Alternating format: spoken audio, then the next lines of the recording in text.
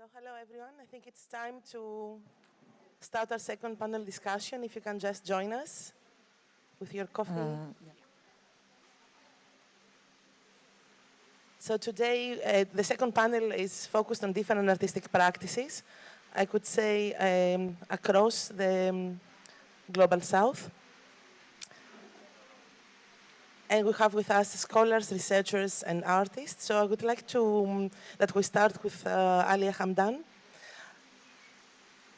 who will focus on different states of freeze. And Alia, the floor is yours. We have 15 minutes, more or less, for each presentation. And then I would like that we have time for the discussion, for the Q&A. Okay? So hello, everyone. Can you hear me? Yeah? Okay. So I'm Alia Hamdan. I come from Beirut. I came 2 days ago. The presentation I will do today is research that is very recent, so it's 1 month, maximum 2 months fresh. And I will just present few findings in the process of building artistic project which will consist in videos. So I'm interested to explore what I call momentarily the state of freeze of the body. And it's a state that kind of echoes the experience of the body during the 4th of August explosion in Beirut. I am not interested to kind of represent the event per se, but I am interested to think about what this kind of event as a fixed present, as a present that doesn't pass, how it can be thought about in terms of aesthetics of the body or an aesthetics of freeze. So how can I use this to okay. So the port blast occurred on August 4, 2020 in Beirut. And I think of it as a moment of rupture of time. Like we say, there is a before and after this event. So in few seconds, you have a shift in the city of Beirut from, let's say, a normal urban day to a kind of landscape of rubbles and destruction. Now, this rupture of time,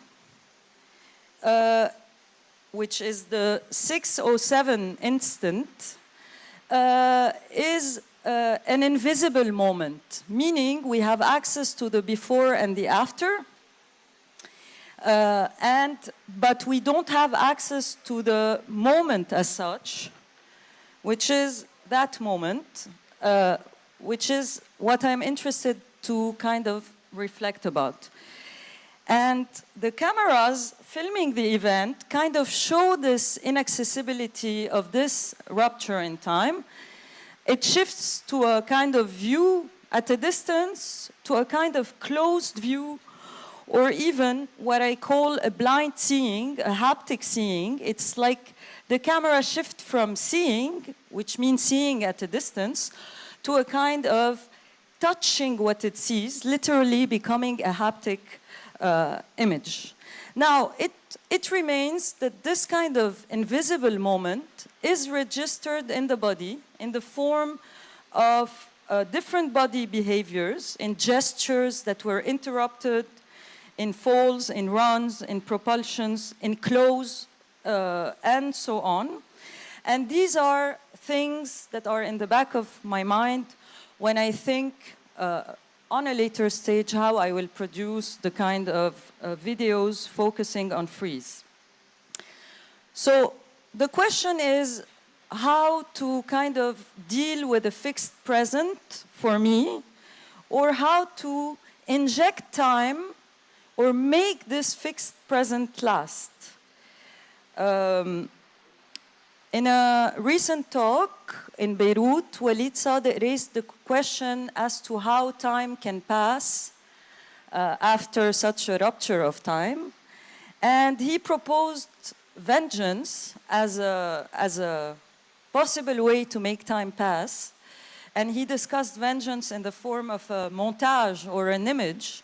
It's the image of putting the, let's say, the dead, hot body of the criminal with the dead body of the victim. Now, why do I say that? Because in Beirut, the context is 3 years later, the investigation on justice is stalled by the same kind of political corruption that led to such an event. Now my position contrasts the position of Sadeh, which is a kind of ethical position.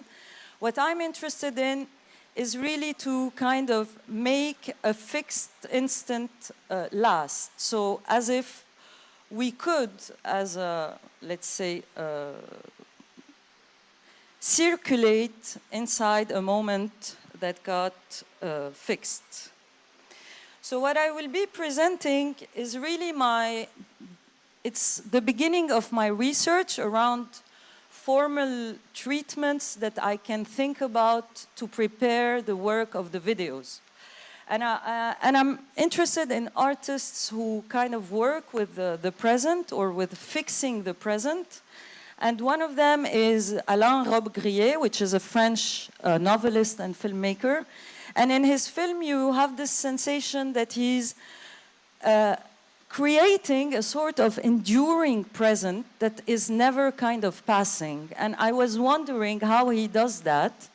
And I kind of watched one of his films like closely, which is last year in Marienbad, that he did with Alain René. And I have the feeling that the way he does it is to always couple the present with its own image or its own kind of immediate past.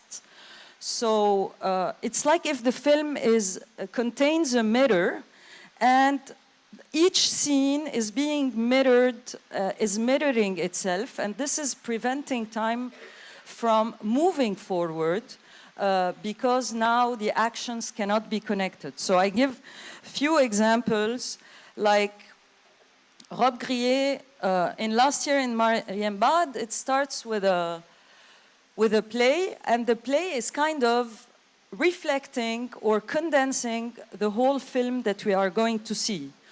Or we have the main actress, she will keep the same posture as the actress in the play of the beginning. Or he will show us a picture, and in the next scene, we will see the couple inside, walking inside the garden that is being portrayed. Or we will see something in the foreground, like a couple saying something or doing something, and this kind of foresees what will happen in the background. And with all these relays and doubling, mirroring, the sort of time is prevented kind from passing. It blocks the passage of time because it blocks the direct connection between actions and words. So for me, so Robbe-Grillet is kind of working by coupling the present and its past. And this is in a normal context, let's say. In a context of, let's say, protracted now, or the fixed present of the explosion, the problem is not anymore to fix the present, but to kind of make the fixed present last.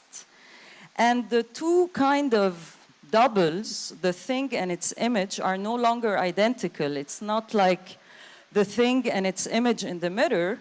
It's the house is there, the house is destroyed, a bit like we see with the Silos building, which is the building on the port. And this happens in few seconds. So what I thought is that to put, like, what I thought is that in the case of a fixed present, the before and after are so different that to put them together in the image kind of creates a chronology, because it's like the footage of the explosion, let's say, and time is still passing in such a montage.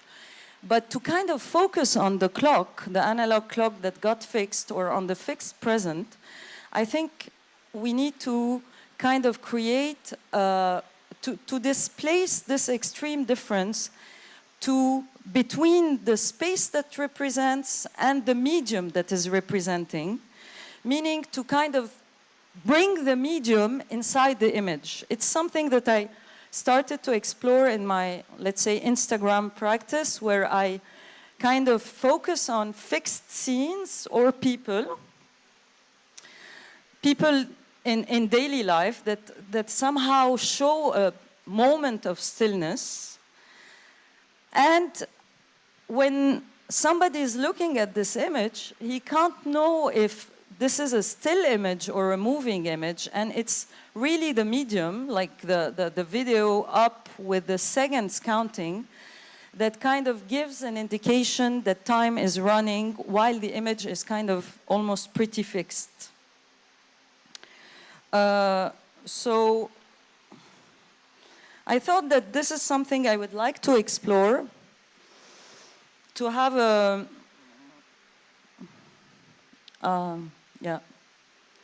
it's like to have, to integrate the medium inside the image and have time running up, either time running chronologically, or in the second video, I don't know how to put play, it's 1 second or time, like it's a fixed camera time. And inside the frame, to have motionless body, a fixed camera, or also explore with motionless bodies that are still, and a traveling camera in between. In the other possibility, it would be also possible to explore movement, but you have the time up that is kind of fixed. I mean, another thing that kind of interests me in last year in Marienbad is the kind of treatment that Rob Grier does to the choreographies of bodies. Basically, he's injecting still moments inside flowing scenes, so he's kind of also blocking a kind of organic or flowy passage of time. And for example, he always shows us the same movements or postures twice. For example, in the beginning, the film starts, they are still. You see them all watching a play, and then suddenly they get animated at the moment of applause. So there's a kind of constant seeing twice the same bodies, which kind of make them super present. And we become very attentive to their stance, their posture, the way they are moving, and so on. And what I'm interested in is this kind of injection of stillness, which kind of blocks the kind of organic flow of movement or passage of time. I can show a bit how he does these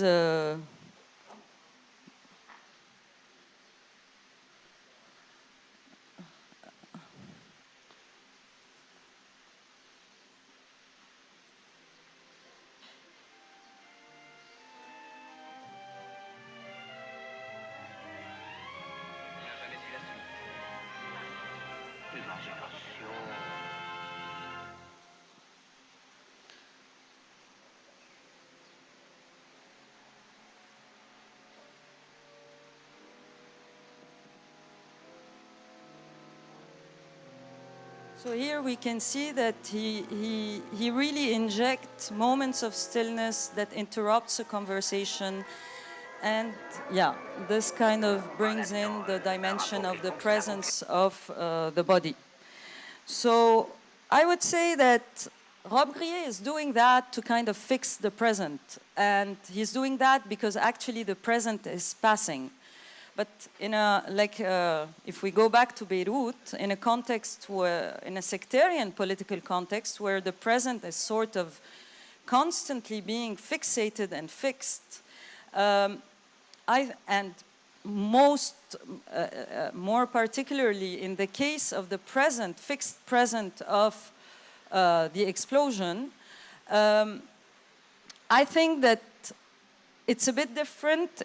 I mean, this treatment interests me to kind of play with movement and stillness, but there's a kind of Zen paradox that kind of actualize in the moment of the fixed present, which is that the body moving, accelerating fast is at the same time, in a way, in a slow motion. Or the body that is still is at the same time moving, or the moving body is at the same time still. And like, I wanted to say also that space in this moment, in the fixed present, becomes a sort of fleeting image or thin image, and there's a kind of permutation of space and time, and the body registers this moment as a freeze, like as a paradoxical state of both moving and stillness, both being slow and fast. And there's a sort of cancellation that kind of produces the freeze, and this is something I'm interested to reflect on. And I think the painting of Genadri is interesting for me to reflect on, because there's a kind of freeze that is there in the painting, and I'm kind of wondering, how does she produce it?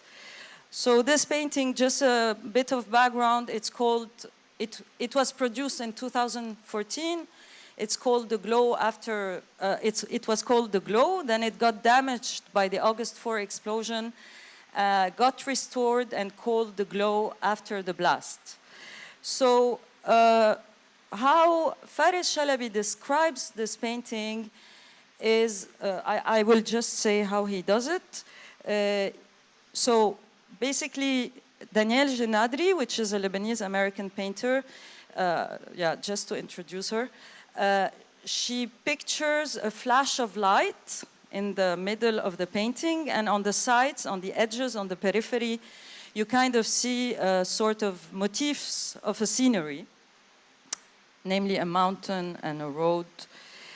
And with this structure, the central void and the sharp edges, the painting kind of tried to bring to a standstill a fixed point in time, or something like that, because the flash of light is usually the moment which the flash of light stands for a vision that we cannot withstand.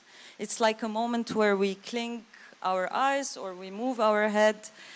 And by kind of bringing it to a sort of standstill, she kind of allows us to kind of move from the edges toward the center and kind of see, let's say in a second sight, what we could not see at first. So what interests me in here, and the way I kind of relate it to like choreography or thinking about the frieze, is two things. Basically, the center in the middle is kind of more or less a presentation of the naked canvas. So it's bringing in the medium of painting inside the painting.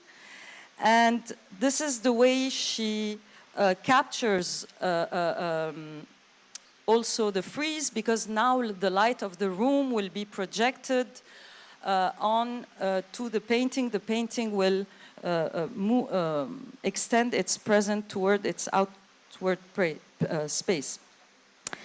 Now, how this can be translated, like, let's say, to the medium of video, I still don't know, but I'm thinking that what is the genetic element in the video is the black or white image, and how to kind of use the zero image inside gestures being filmed either as moments, as flickering moments, or as things that cover half of the gesture, as a screen that is just there covering what is happening. I don't know yet, but it might be another solution. Alia, can we wrap up? Huh? In 1 minute? Okay. Thank you. So just the second thing I want to say, there's a kind of play of blurriness and sharpness, or two vision, a close vision and a distant vision. And I'm interested to work with this to kind of picture the state of a shockwave traversing the body. Here we see that the shockwave did not yet arrive to the guy filming, while we see it traversing the layers of the city. And I'm kind of interested, I just took image from the internet, to work on a gesture where some parts will be blurred, some parts will be sharp, and there's a kind of constant shift from one part to the other inside the gesture or the movement being filmed in the same body, as if like there's a current traversing the body. So that's it. Thank you.